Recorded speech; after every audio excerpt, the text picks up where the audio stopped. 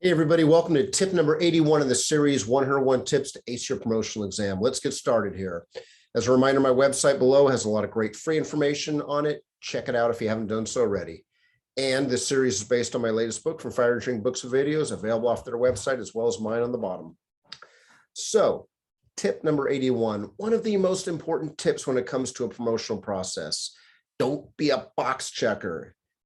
And some of you may go, what do you mean by that? Well, let's look from a strategic point of view. One of the reasons or question I commonly get asked is, what is one reason why many people don't pass a promotional exam or don't do well on a promotional exam?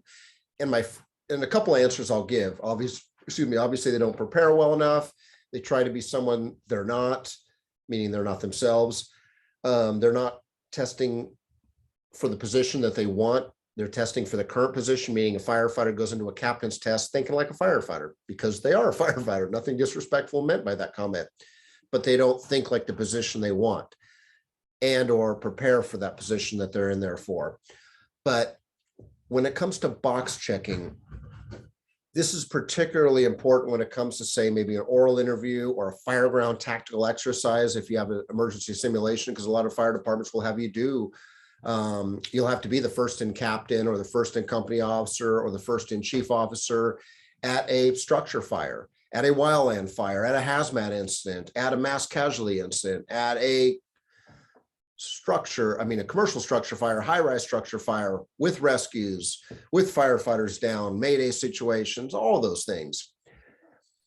What I mean by box checking is that it's very common for a lot of candidates to go into that room, and I don't know why they do this, but they've got this information in their head. They've done this studying. They prepared for the process. They've read the books. They've been coached. They've studied. They've rehearsed. They're ready for game day. And they want to share that knowledge with everybody. And then they come into that, say, fireground emergency simulation where the instructions are simple. All right, welcome, candidate one. You are the captain today on engine 1. You are dispatched as part of a first alarm response, engine 1, engine 2, engine 3, truck 1, battalion 1, rescue 1, medic 2, and you're the captain of engine 1, first due captain. So we're going to be showing you a series of pictures or videos. And when you find yourself arriving on scene, we'll show you the Alpha side, the Bravo side, the Charlie side, the Delta side.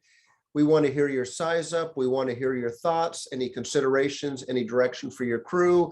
And then from there, after you establish command, we want to hear you assign your companies and basically run your incident for about 5 minutes or 10 minutes until you're relieved by the battalion chief. And then when the battalion chief arrives, give them a pass transfer of command report.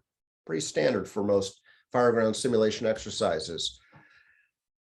Well, when it comes to box checking, what I mean by box checking is that some candidates, maybe it's a stress mechanism or stress reducer, or maybe it's just they don't want to leave points on the table. They don't leave anything out. They just want to make sure they get everything out. They vomit almost everything they know, meaning they see a picture of the video and it's their time to talk and their time to, do their job, manage the incident, run the incident, assign your companies, get shit done. What happens is they start, all right, I'm on scene and I'm going to request a second alarm, a third alarm, a fourth alarm. I'm also going to request PD for traffic control. I'm going to request 2 ambulances. I'm going to request, whatever, board up company. I'm going to request the Red Cross. I'm going to request the mutual aid. I'm going to request station coverage. And they just vomit out a shitload of, can't think of anything better to say at this point, a shitload of items that they want the dispatcher to do. Well, think about it. In real life, your dispatcher, if they were standing next to you, would strangle you, because you can't expect any human being, especially a dispatcher under a stressful situation, to be able to process all that information in a short amount of time. Rule of threes when it comes to giving dispatchers things or instructions or directions, rule of threes. You may have a lot of shit to get out, keep it to 3, and that's the max. So it might be, give me a second alarm. And when you get a chance, start PD for traffic control, and also ensure that we have 2 ambulances responding for potential victims. Copy, engine 1, requesting a second alarm. starting PD for traffic control, and requesting 2 ambulances for possible victims. Then maybe wait a minute or two, because again, you just gave the dispatcher a couple items, and now guess what they're doing on their end? Because there's probably not 100 people at your dispatch center. It might just be that other person on the other line that's dealing with you that has to also multitask or get somebody else in the same room in the dispatch center to do that stuff. And then as soon as you're yakking and giving more directions, you're overloading them. So let them do their job. But back to box checking.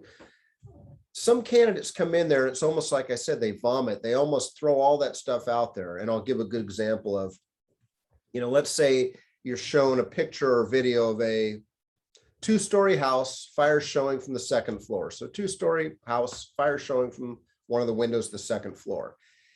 You might get asked a question like, provide a size up, talk about what you see, size up wise, provide a report on conditions, something to be able to paint the picture for the incoming units.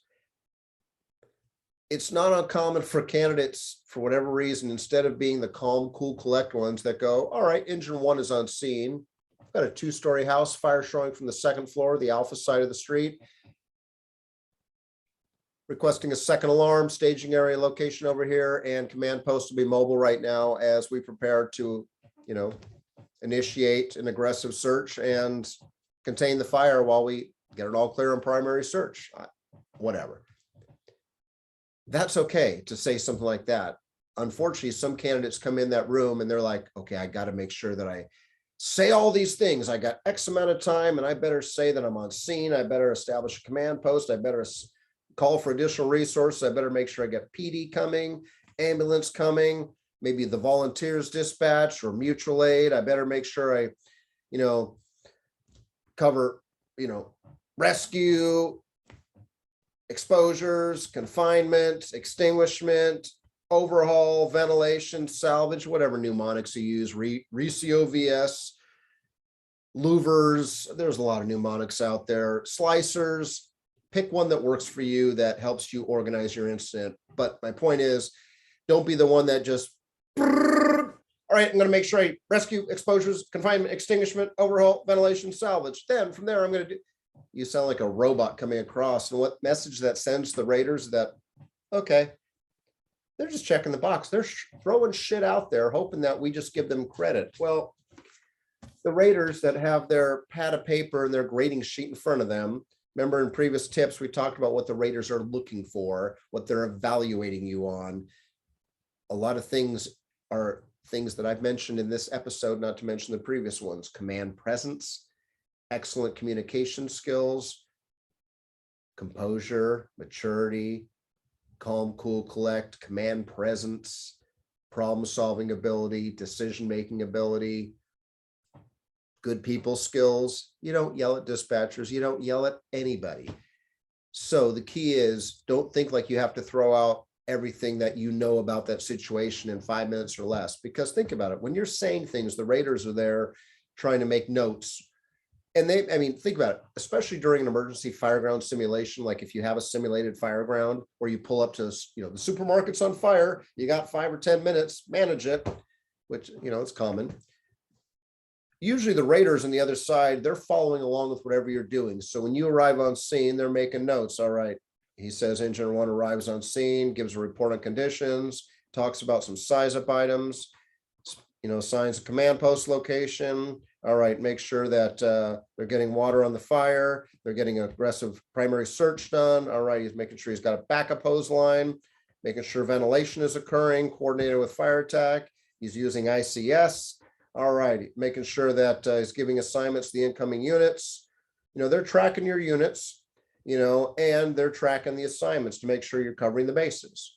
And there's no wrong or right way to do it. But the key is, it's not just, all right, engine 1, come on, you've got the first hose line, get water on the fire, your fire attack. All right, engine 2, your search and rescue. All right, engine 3, your backup to the fire attack crew. All right, truck 1, your ventilation. All right, rescue 1, support ventilation, get utilities. All right, engine 4, set up rapid intervention. All right, engine 5, I need you to get a hose line to the floor above. There are a lot of candidates that almost do that in rapid formation. And that's what I mean by box checking, because it almost comes across that you're going, shit, I got to get all this crap out. I got to make sure they get it down. They hear me saying this stuff. To me, a good candidate is not out there screaming, yelling, rapid, fast talking. On the opposite end, a good candidate is not so quiet and slow. Engine one is on scene. Let me see what we got going on here right now. Yep. Looks like a 2-story house. Yep, there's fire showing from one of the windows upstairs. That's the alpha side, the street side. Yep, I probably need a second alarm. Yep, okay. There's a balance. Command presence, excellent communication skills, competent command presence, not yelling, not screaming, not soft talking so no one can hear you, and not vomiting out everything. So the key is obviously preparation. I think practice is critical. YouTube has made it very easy because YouTube has got so much video on there. If you type in stuff like, first arriving engine or size up or command or whatever terms you think are appropriate, strategy and tactics, there are a slew of videos that you'll never have time to watch a fraction of them, that'll be taken from like the citizen's point of view, showing the engine or the truck responding. That's great footage because you can see it right when they're arriving, or helmet cam video or apparatus dashboard video from the apparatus as it's pulling up. So you can maybe turn down the video and do your own size up, do your own report of conditions, assigning of companies. So there's a lot of ways you can practice. Heck, just take a fire engineering magazine cover. Every month of fire engineering, take a look at the cover of it. There's probably some fireground or, emergency scene, because mostly it's fires, but there's also hazmat or, rescue incidents or other things. But taking that picture of just the front cover of Fire Engineering magazine or some of the interior pictures based on the articles and practicing based on that. And if you're really good and prepared, you're having your buddies at the firehouse do different pictures. All right, here's a picture. Talk about it. You got 30 seconds. Give a report of conditions. Talk about what you see in front of you, size up wise, not yelling, screaming, rapid talking, being able to look at different scenarios and process them. And again, it works great when you maybe have a study partner that you can use, that you guys can bounce things back off of and challenge each other. So the key about being a box checker is you got to get things out, but don't think you have to cover every base. A lot of people stress that, oh my God, I only had 5 minutes and I didn't get everything out. Well, that's not the goal. The raters don't expect you to cover every base. We know you're not perfect. We know you're human. We don't expect perfection. Very rarely does anybody get 100% on any score within any part of the promotional process. But the goal is at least 70 or 80, whatever the passing is. I know that's settling for mediocrity, barely passing, but work with me on this one. I know the goal is to pass, but you obviously want to strive for the 80s, if not the 90s, to be successful and to stand a chance of getting promoted.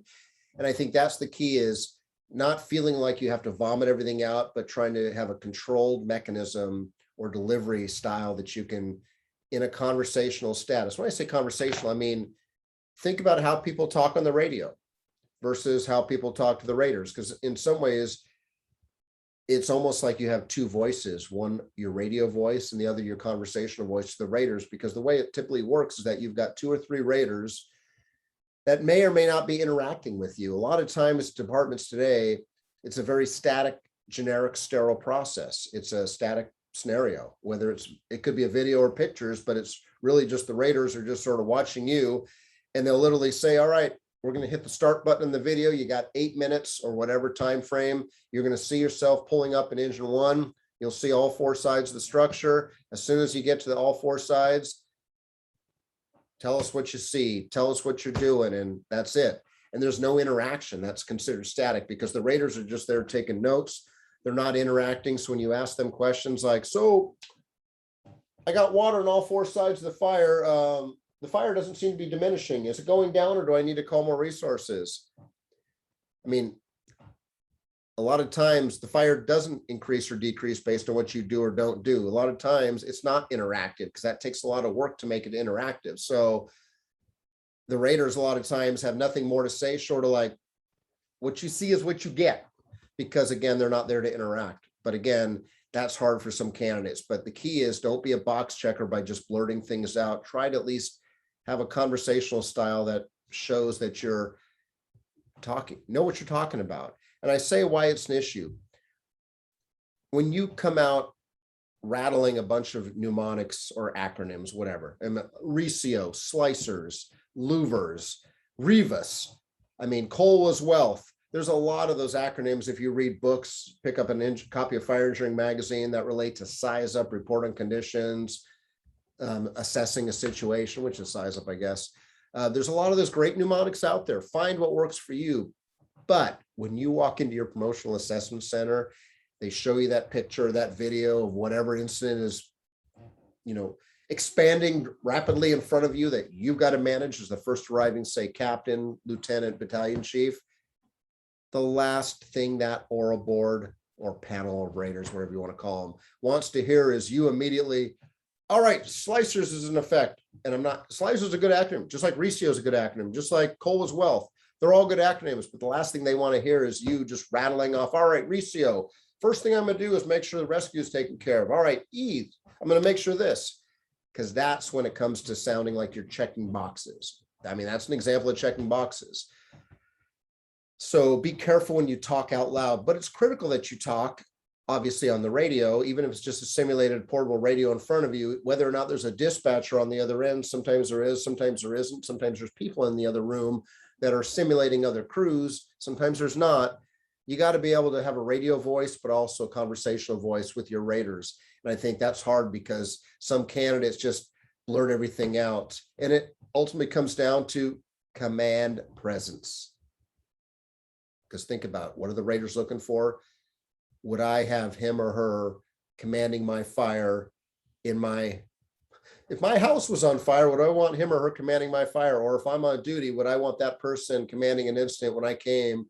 And will they have given me a good incident to take over?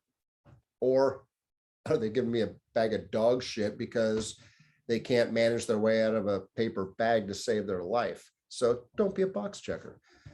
Hey, being a box checker is one of the biggest reasons people do not pass or don't do as well as they want to on promotional exams. It's common. And it's not just the simulation exercise, it's any exercise, oral interview, counseling scenario, role play, where they have all this knowledge because they've read all these books, which is good and important. Read the books, read the magazines, study, prepare, but be yourself on game day when you come in there, and don't be just someone that rattles things off. Be the one that has the command presence that gives the raiders confidence that you can actually do the job.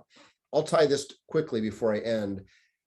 It's not uncommon when you're think back to when you were testing to become a firefighter, when you were getting on the job the first time.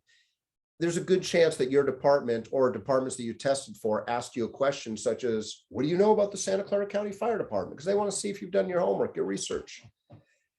And I hate it when candidates walk in there and they're going, oh, what do I know about the Santa Clara County Fire Department? Santa Clara County Fire Department is a 15-station fire department that has approximately 330 employees that serve 7 different cities and the unincorporated areas of Santa Clara County, through 15 firehouses, 6 different support facilities. You run approximately 20,000 calls per year, serving approximately 250,000 population over about 150 square miles. The people serving as raiders do not want to hear you just blurting out, regurgitating, vomiting out statistics. It sounds like you just went to a website or you just read the annual or strategic plan and now you're just vomiting whatever you learn, instead of putting it in your own words and telling your own story. That's what is a good example of don't just box check. Because you know what? I know how many stations we have, but you know what? I want to hear it in your story. Personalize it. And that goes with this too. When it comes to any event, personalize it and don't be a box checker. So as always, thank you very much for the gift of your time. Please feel free to connect with me on social media. Until the next time, we'll see you soon. Be safe and take care, everybody. Have a great